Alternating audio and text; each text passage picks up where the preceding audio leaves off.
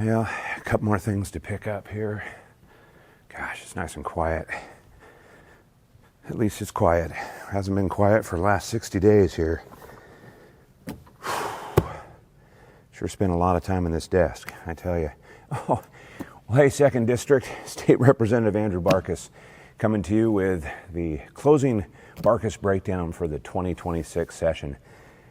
And here I am sitting at my floor desk on a quiet day. We died here just a couple days ago. And, it was only 2 months ago that came in and gave you a little bit of an update on what we thought was going to happen here during the 2026 session. Well, it played out very similar to what I thought was going to happen. Big battles going on, but nowhere to the extent that actually took place here on the floor of the House. I wish I could sit here right now and give you tons of great news about all these great pieces of legislation that we passed and how we made Washington State more affordable and how we increased housing supply. But I just really can't tell you that today because not all that happened. We did a lot of good things, but a lot of bad things happened on the floor of the House. Unfortunately, it's going to make it less affordable for the people of Washington State.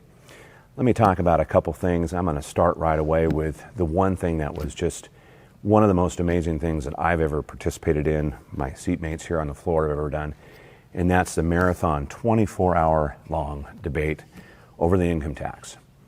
I have to say that when we were planning for that particular debate, we thought about how we were going to approach it. We thought about, how can we stop this? Knew that it was going to come to the floor, it was going to pass.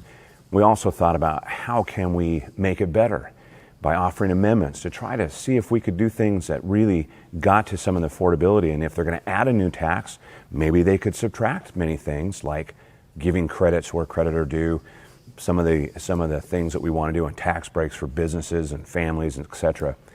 Unfortunately, none of that happened.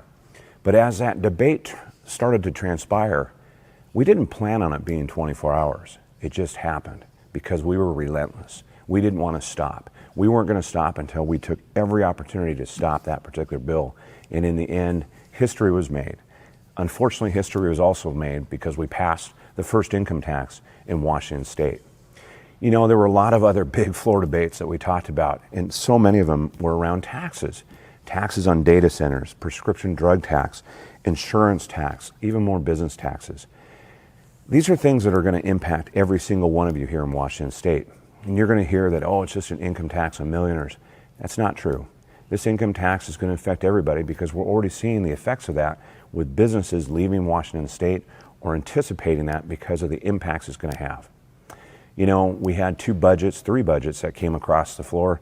Capital budget was actually pretty good. After all the negotiations were done, some great things for the 2nd District there too. Transportation budget, which is something that I work on and have worked on during the entire session, was an unfortunate ending to a really great process. I worked again in a bipartisan way to do a great supplemental transportation budget, and we passed that budget off the floor of the House 98-0. A unanimous vote on the transportation budget. Unbelievable. Unfortunately, as it reconciled with the Senate was really insistent on doing bonding, about almost $1 billion in new money to drop into transportation.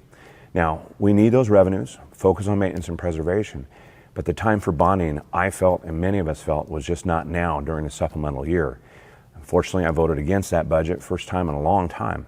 We go back to work this interim to see what we can do to make Washington State's transportation system better. I'm committed to that along with my colleagues. Operating budget, I'm 10 for 10 on that. Never voted yes on an operating budget. I can't support an operating budget that is literally a house of cards. I've never seen a budget that was crafted with more swaps and changes and taking money from this account and that account to try to do something that in the end is really not balanced. I've never seen a budget in my time here that is built upon taxes that haven't even gone into effect yet, including the income tax. During that whole process, when it was all said and done, it left very low balances. It increased spending again by $2 billion, and it's based on a growth rate that is 2% when in fact our growth of the state's spending has been increased about 15%. What does that all mean? It just means it's an imbalanced budget. We're going to have to fix it again in the future.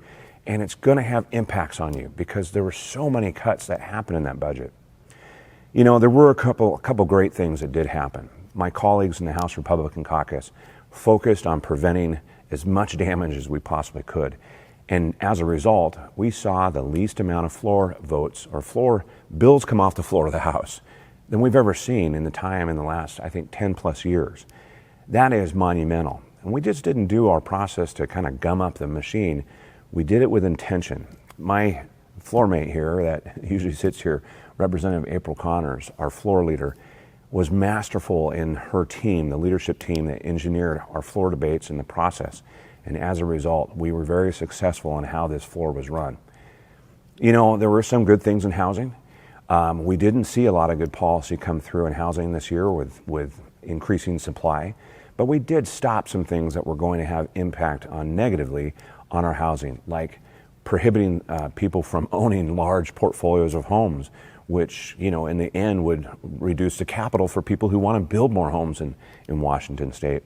We were able to do some landlord-tenant fixes around the eviction process that was a result of last year's bad rent control bill. Those things did pass. The governor's going to sign them hopefully soon. You know, I'm going to spend this afternoon just kind of going through cleaning things up, looking over all the different things that we did and get organized so that I can get to work in the interim. The interim is kind of a transition period where I'm going to be able to get back out in district and kind of explain to you, the people of the 2nd District, kind of what happened and also what we have to do moving forward to make Washington State better, to fix Washington State like we've been saying for so long. We're not done. We are certainly committed, and I'm certainly committed to doing that. Just because these things pass now doesn't mean we can't change them in the future. We will come back with another agenda to do things that make Washington State more affordable for you. How do we lower the cost of food? How do we lower the cost of gasoline? How do we make it so that you can actually buy a house here in Washington State? And how do we make sure that your businesses can survive this onslaught that has been the last couple of years of this agenda of taxing you, the small businesses, and all the businesses of Washington State? We're committed to that. I'm going to be back out in district meeting with you so I can hear your ideas and get your feedback. And on that note, let me just say this. Thank you. Thank you from the bottom of my heart. I have never had more outreach, more participation by constituents than I've ever had in my 10 years here in the legislature. As a matter of fact, we set record after record after record with people signing in either pro or con. 100,000 people con on the income tax proposal alone. And during our income tax debate, I can't believe how much people participated. Tens of thousands of people watching, tens of thousands of people giving us their feedback and encouragement. And I tell you, it did not go unnoticed. It was what carried us and gave us the strength to persevere for those 24 hours.